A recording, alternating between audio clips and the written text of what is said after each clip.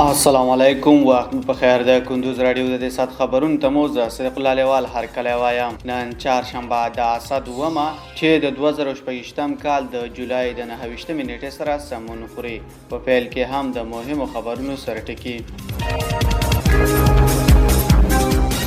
په کندوز کې د سیلاب ځپلو کورنیو ته نغدي مرستې وویشل شوې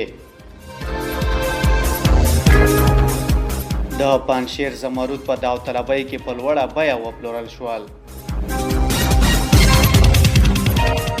ترابې له نړیوالو بنسټونو د وقایوي پروژو د پلي کېدو غوښتنه وکړه. او ایران کې د سرطان خطر زیات شوی، هر ساعت 14 کورنۍ اغېزمنېږي. اوس هم بشپړ خبرونه. په کندوز کې سیلاب ځپلو کورنیو ته نغدي مرستې وویشل شوې.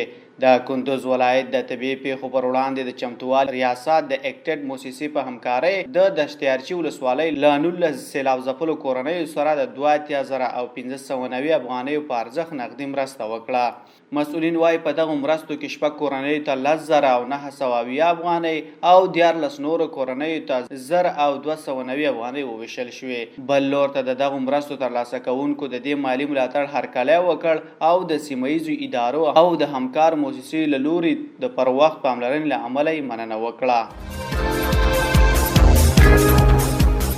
د پنجشیر زمرود په داوطلبۍ کې په لوړه بیه وپلورل شول. د پنجشیر ځایي مسؤلینو نن دغه ولایت له کانونو د تازه استخراج شویو زمرودو د پلورلو خبر ورکړی دی.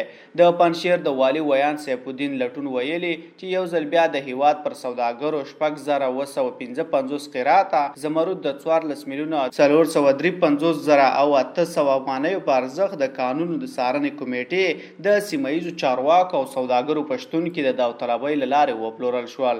لټون ویلي چې دغه زمرود د قانون د ساتنې کمیټې د غړو او د ولایت مقام د استازو په حضور کې د رسمي داوطلبۍ له لارې سوداګرو باندې پلورل شوي. د نوموړي په وینا په دې داوطلبۍ کې د کابل ترڅنګ د کونړ او یو شمېر نورو ولایتونو سوداګرو هم ګډون کړی و او د زمرودو یوه برخه یې په لوړه بیه واخیسته. ترابې له نړیوالو بنسټونو د وقایوي پروژو د پلي کېدو غوښتنه وکړه. د پیښو پر وړاندې د چمتووالي ادارې رئیس نورالدین ترابي د ملګرو ملتونو او یو شمېر نړیوالو مرستندویه بنسټونو له استازو سره په یوه غونډه کې ویلي چې افغانستان د اقلیمي بدلونونو په رامنځته کولو کې ونډه نه لري، خو له دغه بدلونونو له ناوړه اغېزو څخه سخت زیانمن شوی دی. ترابي د وروستیو سیلابونو له امله د زیانمنو شویو کورنیو لپاره د بیړنیو بشري مرستو د وقایوي پروژو د پلي کېدو او طبیعي پیښو پر وړاندې د چمتووالي د پیاوړتیا غوښتنه کړې ده. په دې غونډه کې د دواړو لورو د اقلیمي بدلونونو د النینو پدیدې او د طبیعي پیښو د مدیریت په برخه کې د لا زیاتې همغږۍ او ګډو همکاریو پر اړتیا ټینګار کړی دی. او وروستی خبر ده، ایران کې د سرطان خطر زیات شوی، هر ساعت 14 کورنۍ اغېزمنېږي.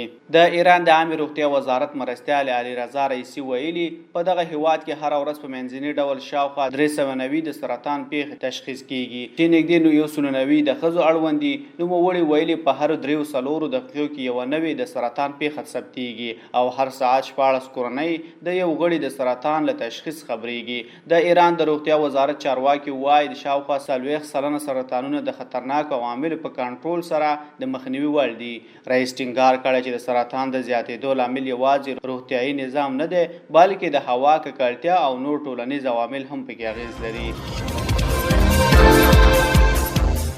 دا و د دې ساعت خبرونه. تر بیا مو الله مل.